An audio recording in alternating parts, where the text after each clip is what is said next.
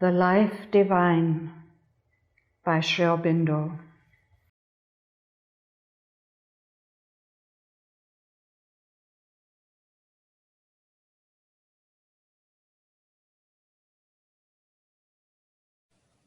Chapter 22. The Problem of Life. This it is that is called the universal life. Taittiriya Upanishad. The Lord is seated in the heart of all beings, turning all beings, mounted upon a machine by his Maya. Gita. He who knows the truth, the knowledge, the infinity that is Brahman, shall enjoy with the all-wise Brahman all objects of desire. Taittiriya Upanishad.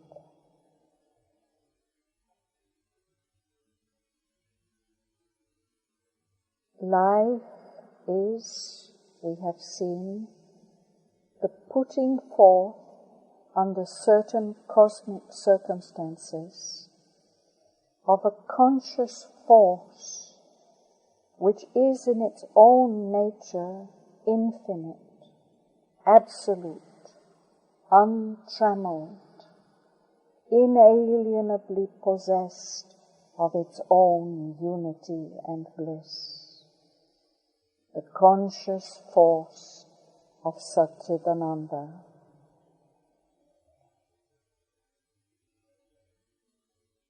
The central circumstance of this cosmic process, insofar as it differs in its appearances from the purity of the infinite existence and the self-possession of the undivided energy, is the dividing faculty of the mind obscured by ignorance.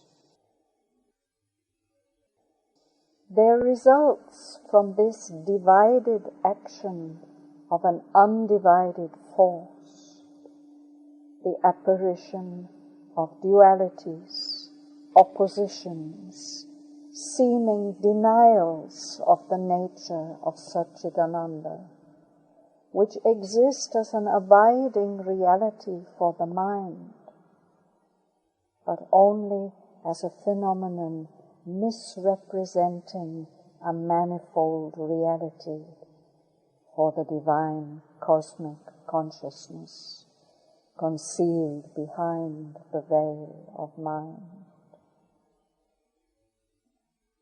Hence, the world takes on the appearance of a clash of opposing truths, each seeking to fulfill itself, each having the right to fulfillment, and therefore of a mass of problems and mysteries which have to be solved, because behind all this confusion there is the hidden truth and unity pressing for the solution, and by the solution for its own unveiled manifestation in the world. This solution has to be sought by the mind, but not by the mind alone. It has to be a solution in life, in act of being as well as in consciousness of being. Consciousness as force has created the world movement and its problems. Consciousness as force has to solve the problems it has created and carry the world movement to the inevitable fulfillment of its secret sense and evolving truth. But this life has taken successively 3 appearances. The first is material, a submerged consciousness is concealed in its own superficial expressive action and representative forms of force. For the consciousness itself disappears from view in the act and is lost in the form.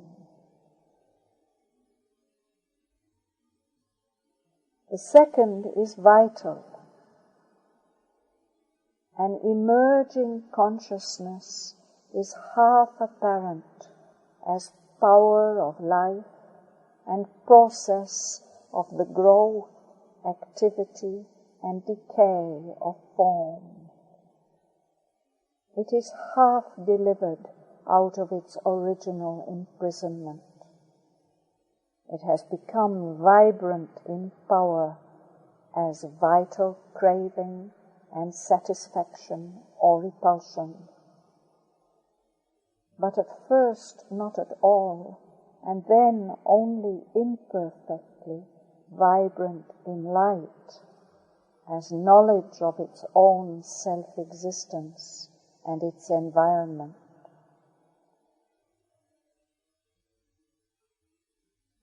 The third is mental. An emerged consciousness reflects fact of life as mental sense and responsive perception and idea, while as new idea it tries to become fact of life, modifies the internal and attempts to modify conformably the external existence of the being. Here in mind, consciousness is delivered out of its imprisonment in the act and form of its own force. But it is not yet master of the act and form, because it has emerged as an individual consciousness and is aware, therefore, only of a fragmentary movement of its own total activities.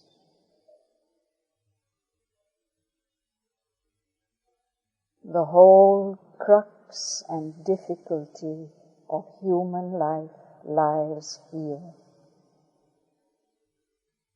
Man is this mental being, this mental consciousness, working as mental force, aware in a way of the universal force and life of which he is part.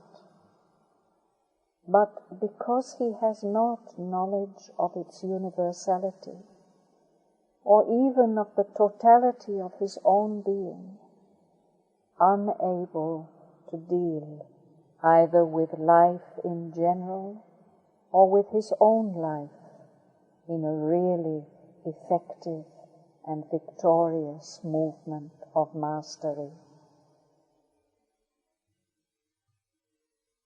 He seeks to know matter in order to be master of the material environment,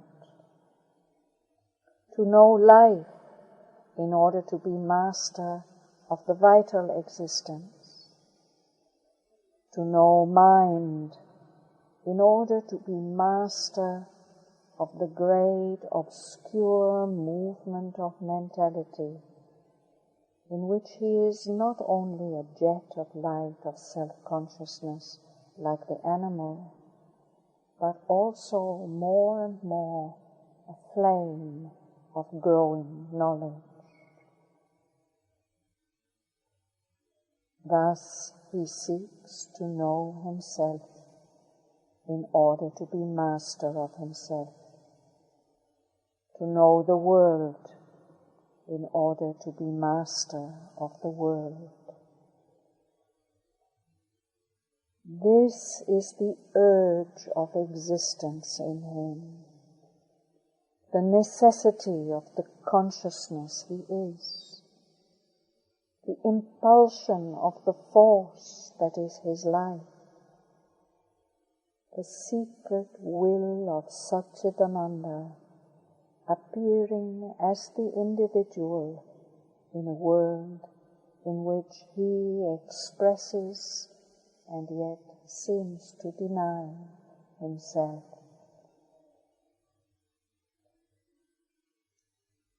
To find the conditions under which this inner impulsion is satisfied is the problem man must strive always to resolve. And to that he is compelled by the very nature of his own existence and by the deity seated within him. And until the problem is solved, the impulse satisfied, the human race cannot rest from its labor. Either man must fulfill himself by satisfying the divine within him, or he must produce out of himself a new and greater being who will be more capable of satisfying it. He must either himself become a divine humanity or give place to Superman.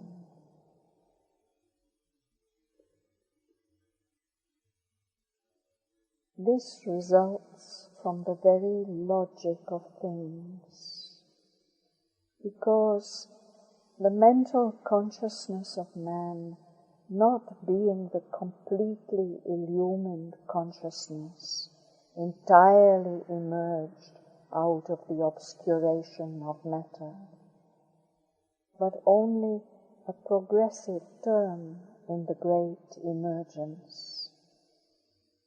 The line of evolutionary creation in which he has appeared cannot stop where he now is, but must go either beyond its present turn in him or else beyond him, if he himself has not the force to go forward. Mental idea, trying to become fact of life, must pass on till it becomes the whole truth of existence, delivering itself out of its successive wrappings, revealed and progressively fulfilled in light of consciousness and joyously fulfilled in power. For in and through these two terms of power and light, existence manifests itself. Because existence is in its nature consciousness and force.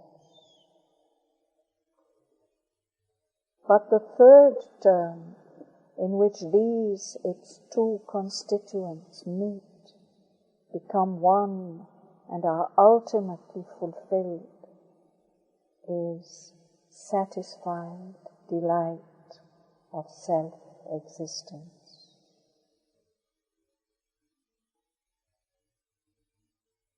For an evolving life like ours, this inevitable culmination must necessarily mean the finding of the self that was contained in the seed of its own birth, and with that self-finding, the complete working out of the potentialities deposited in the movement of conscious force from which this life took its rise. The potentiality thus contained in our human existence is Satchidananda realizing himself in a certain harmony and unification of the individual life and the universal, so that mankind shall express in a common consciousness, common movement of power, common delight, the transcendent something which has cast itself into this form of things.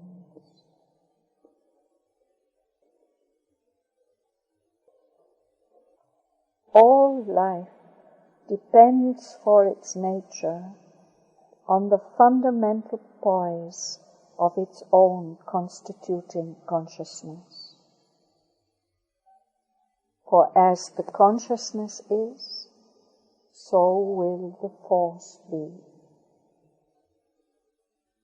Where the consciousness is infinite, one, transcendent of its acts and forms, even while embracing and informing, organizing and executing them, as is the consciousness of Satchidananda, so will be the force, infinite in its scope, one in its works, transcendent in its power and self-knowledge. Where the consciousness is like that of material nature, submerged, self-oblivious, driving along in the drift of its own force without seeming to know it, even though by the very nature of the eternal relation between the two terms, it really determines the drift which drives it. So will be the force. It will be a monstrous movement of the inert and inconscient, unaware of what it contains, seeming mechanically to fulfill itself by a sort of inexorable accident, an inevitably happy chance, even while, all the while, it really obeys faultlessly the law of the right and truth fixed for it by the will of the supernal conscious being concealed within its movement.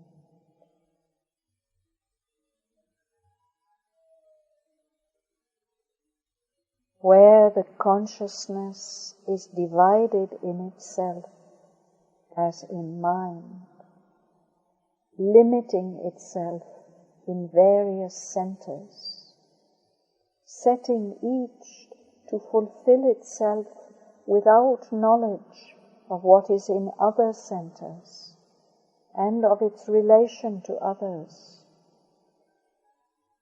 aware of things and forces in their apparent division and opposition to each other, but not in their real unity. Such will be the force.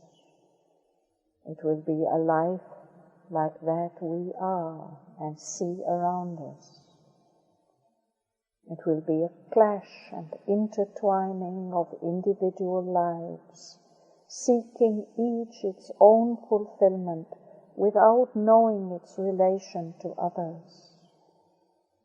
A conflict and difficult accommodation of divided and opposing or differing forces. And in the mentality, a mixing, a shock and wrestle and insecure combination of divided and opposing or divergent ideas, which cannot arrive at the knowledge of their necessity to each other, or grasp their place as elements of that unity behind, which is expressing itself through them, and in which their discords must cease.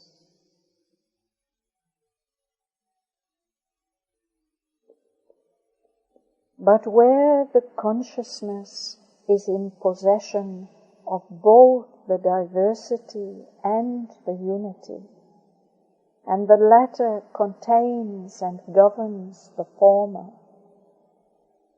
where it is aware at once of the law, truth and right of the all, and the law, truth and right of the individual, and the two become consciously harmonized in a mutual unity,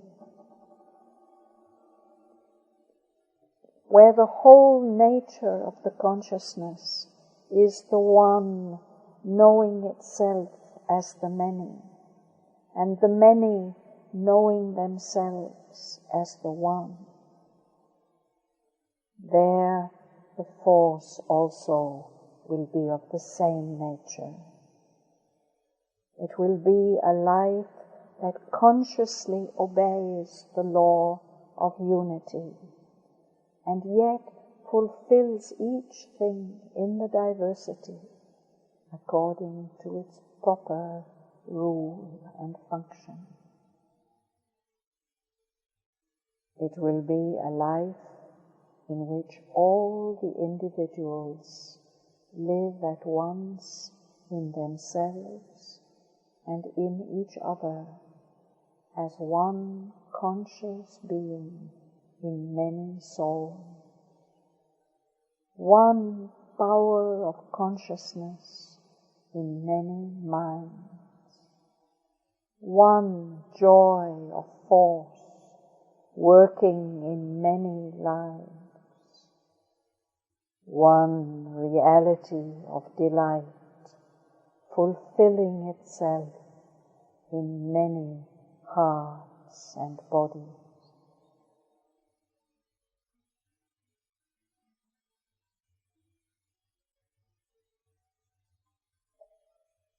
The first of these four positions, the source of all this progressive relation between consciousness and force, is their poise in the being of Satchidananda, where they are one. For there the force is consciousness of being working itself out without ever ceasing to be consciousness. And the consciousness is similarly luminous force of being, eternally aware of itself and of its own delight, and never ceasing to be this power of utter light and self-possession.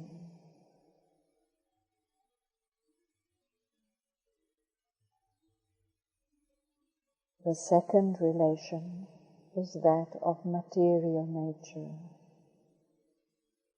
It is the poise of being in the material universe, which is the great denial of Satchidananda by himself.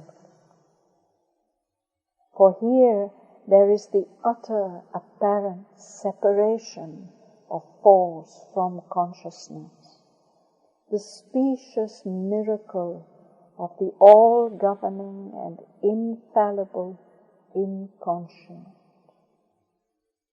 which is only the mask, but which modern knowledge has mistaken for the real face of the cosmic deity.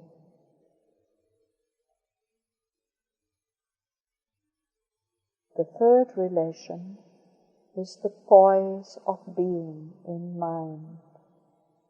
And in the life which we see emerging out of this denial, bewildered by it, struggling, without any possibility of cessation by submission, but also without any clear knowledge or instinct of a victorious solution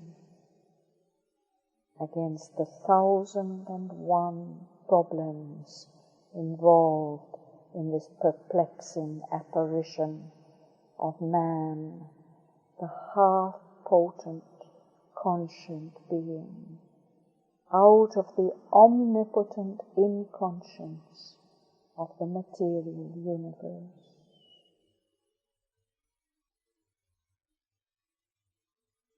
The fourth relation is the poise of being in Supermind. It is the fulfilled existence which will eventually solve all this complex problem, created by the partial affirmation emerging out of the total denial. And it must needs solve it in the only possible way, by the complete affirmation fulfilling all that was secretly there, contained in potentiality and intended in fact of evolution, behind the mask of the great denial. That is the real life of the real man, towards which this partial life and partial unfulfilled manhood is striving forward, with a perfect knowledge and guidance in the so-called inconscient within us, but in our conscient parts, with only a dim and struggling prevision, with fragments of realization, with glimpses of the ideal, with flashes of revelation and inspiration in the poet and the prophet, the seer and the transcendentalist, the mystic and the thinker, the great intellects and the great souls of humanity.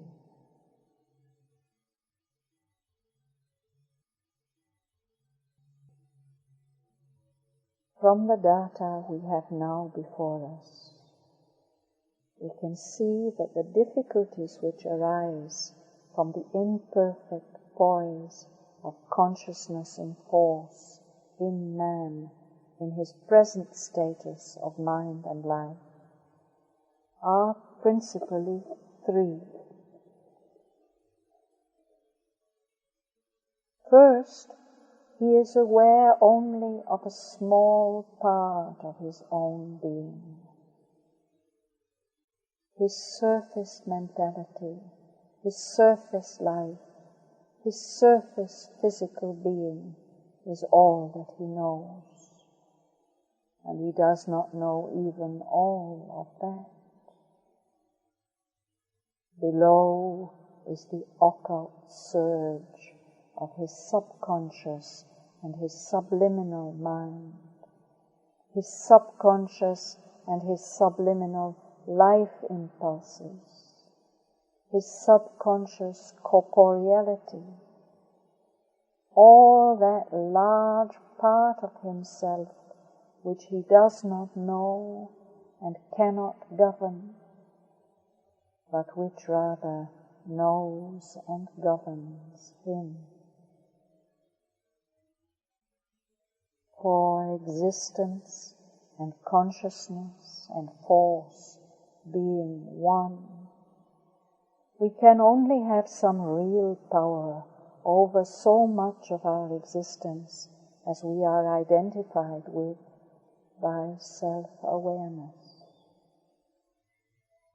The rest must be governed by its own consciousness, which is subliminal to our surface mind and life and body. And yet, the two being one movement and not two separate movements, the larger and more potent part of ourselves must govern and determine in the mass the smaller and less powerful. Therefore, we are governed by the subconscious and subliminal, even in our conscious existence, and in our very self-mastery and self-direction. We are only instruments of what seems to us the inconscient within us. This is what the old wisdom meant when it said that man imagines himself to be the doer of the work by his free will. But in reality, nature determines all his works, and even the wise are compelled to follow their own nature. But since nature is the creative force of consciousness of the being within us, who is masked by his own inverse movement and apparent denial of himself, they called that inverse creative movement of his consciousness the Maya, or illusion power of the Lord, and said that all existences are turned as upon a machine through his Maya by the Lord seated within the heart of all existences. It is evident then that only by man so far exceeding mind as to become one in self-awareness with the Lord can he become master of his own being.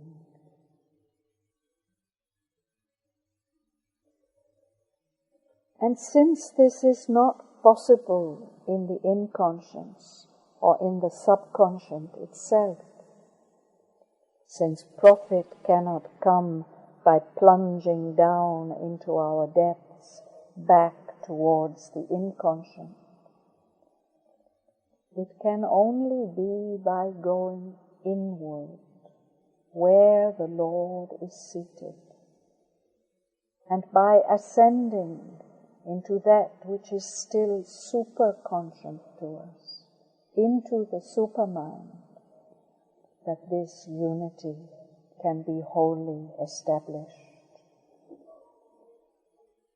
For there, in the higher and divine Maya, is the conscious knowledge, in its law and truth, of that which works in the subconscious by the lower Maya, under the conditions of the denial, which seeks to become the affirmation. For this lower nature works out what is willed and known in that higher nature. The illusion power of the divine knowledge in the world, which creates appearances, is governed by the truth power of the same knowledge, which knows the truth behind the appearances and keeps ready for us the affirmation towards which they are working. The partial and apparent man here will find there the perfect and real man, capable of an entirely self-aware being, by his full unity with that self-existent who is the omniscient Lord of his own cosmic evolution and procession.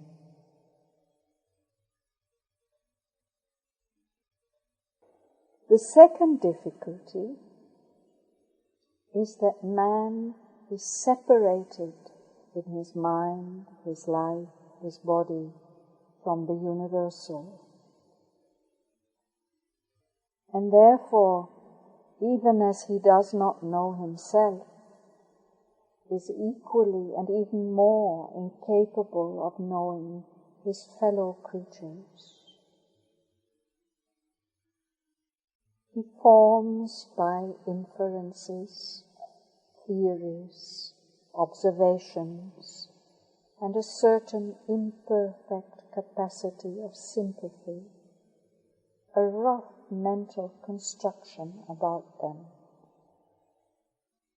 But this is not knowledge. Knowledge can only come by conscious identity, for that is the only true knowledge, existence aware of itself. We know what we are so far as we are consciously aware of ourselves. The rest is hidden.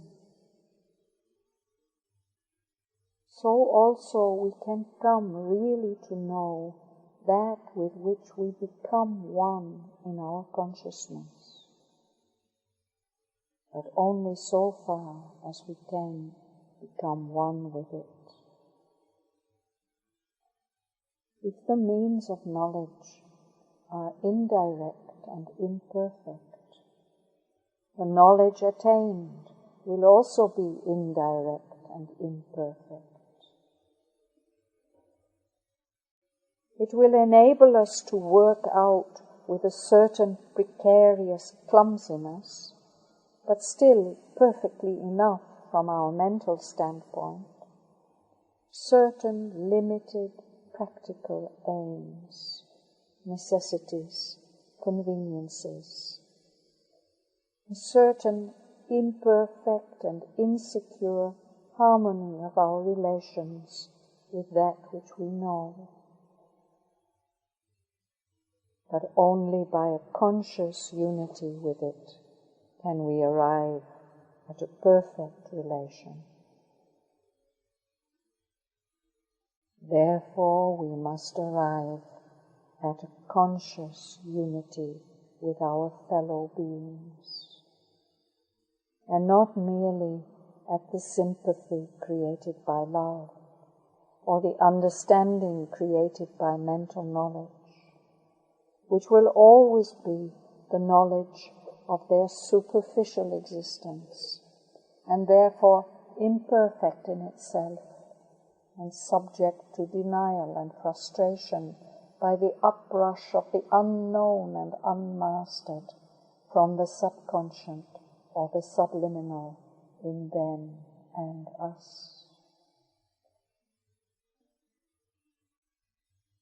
But this conscious oneness can only be established by entering into that in which we are one with them, the universal. And the fullness of the universal exists consciently only in that which is superconscient to us, in the supermind. For here in our normal being, the greater part of it is subconscient, and therefore in this normal poise of mind, life and body, it cannot be possessed. The lower conscious nature is bound down to ego in all its activities. chained triply to the stake of differentiated individuality. The supermind alone commands unity in diversity.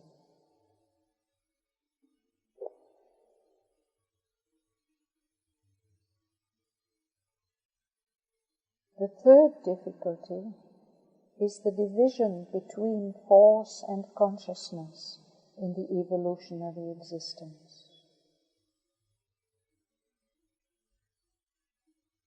There is first the division which has been created by the evolution itself in its three successive formations of matter, life, and mind, each with its own law of working.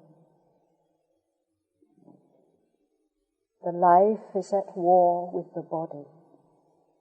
It attempts to force it to satisfy life's desires, impulses, satisfactions, and demands from its limited capacity what could only be possible to an immortal and divine body. And the body, enslaved and tyrannized over, suffers and is in constant dumb revolt against the demands made upon it by the life. The mind is at war with both. Sometimes it helps the life against the body, sometimes restrains the vital urge and seeks to protect the corporeal frame from life's desires, passions, and overdriving energies. It also seeks to possess the life and turn its energy to the mind's own ends, to the utmost joys of the mind's own activity, to the satisfaction of mental, aesthetic, emotional aims and their fulfillment in human existence. And the life, too, finds itself enslaved and misused, and is in frequent insurrection against the ignorant, half-wise tyrant seated above it. This is the war of our members, which the mind cannot satisfactorily resolve, because it has to deal with a problem insoluble to it, the aspiration of an immortal being in a mortal life and body. It can only arrive at a long succession of compromises, or end in an abandonment of the problem, either by submission with the materialist to the mortality of our apparent being, or with the ascetic and the religionist by the rejection and condemnation of the earthly life and withdrawal to happier and easier fields of existence. But the true solution lies in finding the principle beyond mind, of which immortality is the law, and in conquering by it the mortality of our existence.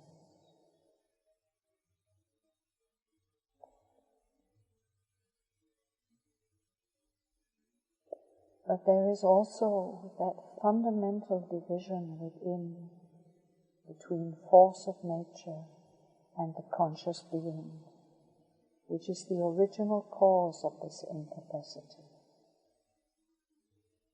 Not only is there a division between the mental, the vital, and the physical being, but each of them is also divided against itself. the capacity of the body is less than the capacity of the instinctive soul or conscious being, the physical Purusha within it.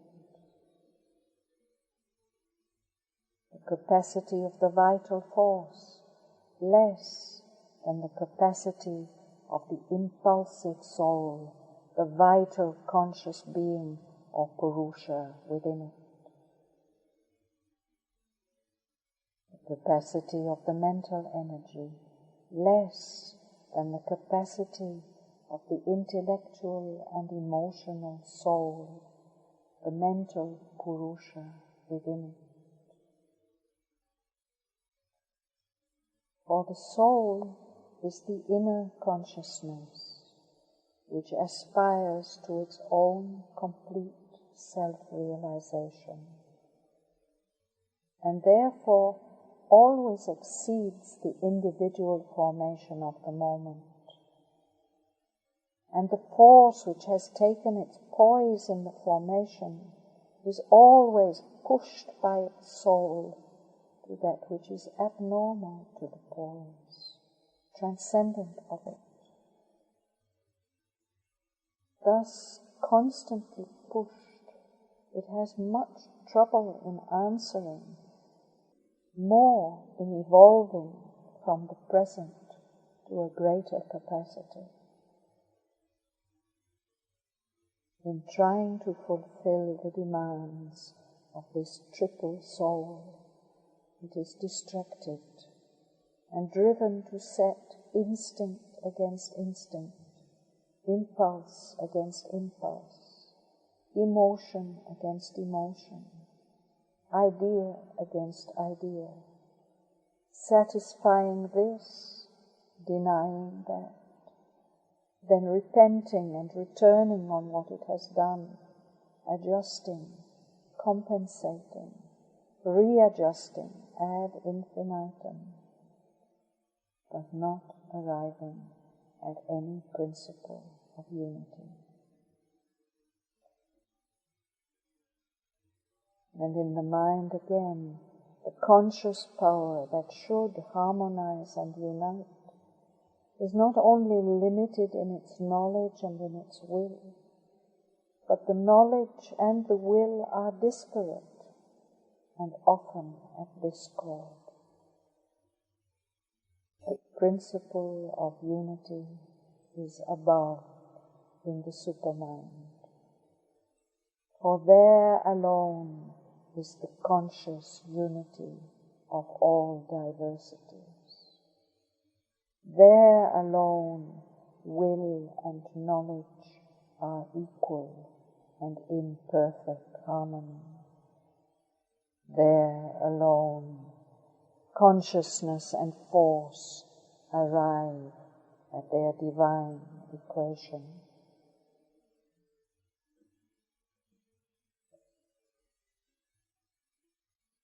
Man, in proportion as he develops into a self-conscious and truly thinking being, becomes acutely aware of all this discord and disparateness in his paths, and he seeks to arrive at a harmony of his mind, life and body, a harmony of his knowledge and will and emotion, a harmony of all his members.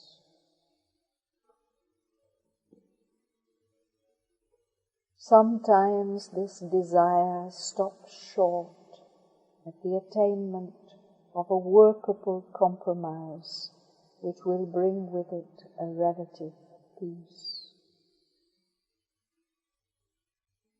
But compromise can only be a halt on the way, since the deity within will not be satisfied eventually with less than a perfect harmony, combining in itself the integral development of our many-sided potentialities.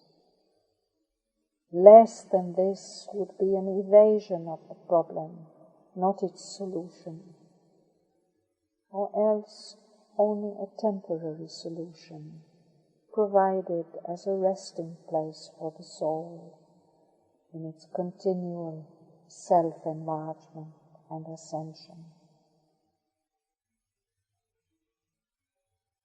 Such a perfect harmony would demand as essential terms a perfect mentality, a perfect play of vital force, a perfect physical existence. But where in the radically imperfect shall we find the principle and power of perfection? Mind rooted in division and limitation cannot provide it to us, nor can life and the body, which are the energy and the frame of dividing and limiting mind. The principle and power of perfection are there in the subconscious, but wrapped up in the tegument or veil of the lower Maya, a mute premonition emerging as an unrealized ideal. In the superconscious they await, open, eternally realized, but still separated from us by the veil of our self-ignorance. It is above them, and not either in our present poise nor below it, that we must seek for the reconciling power and knowledge.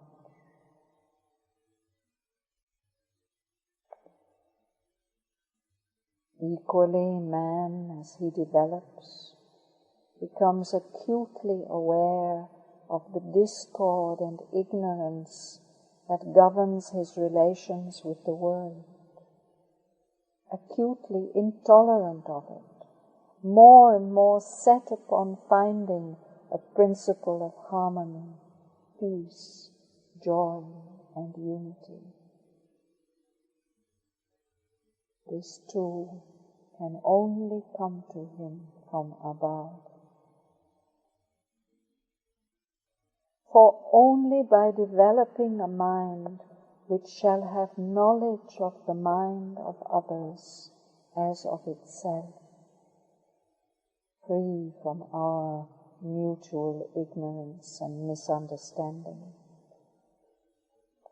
a will that feels and makes itself one with the will of others, an emotional heart that contains the emotions of others as its own, a life force that senses the energies of others and accepts them for its own and seeks to fulfill them as its own, and a body that is not a wall of imprisonment and defense against the world. But all this under the law of a light and truth that shall transcend the aberrations and errors, the much sin and falsehood of our and others' minds, wills, emotions, life energies. Only so can the life of man spiritually and practically become one with that of his fellow beings, and the individual recover his own universal self.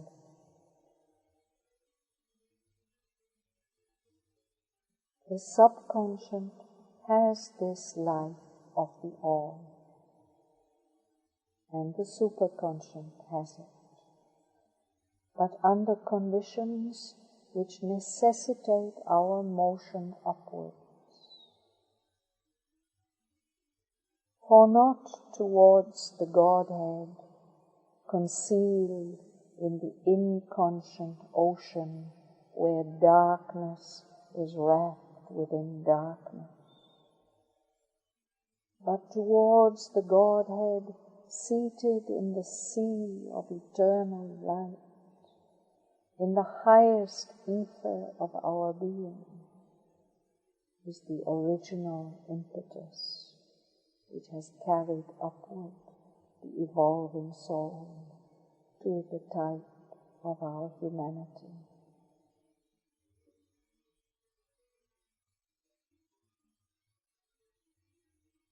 Unless, therefore, the race is to fall by the wayside and leave the victory to other and new creations of the eager, travailing mother, it must aspire to this ascent, conducted indeed through love, mental illumination, and the vital urge to possession and self-giving, but leading beyond to the supramental unity which transcends and fulfills them. In the founding of human life upon the supramental realization of conscious unity with the One and with all in our being and in all its members, humanity must seek its final good and salvation. And this is what we have described as the fourth status of life in its ascent towards the Godhead.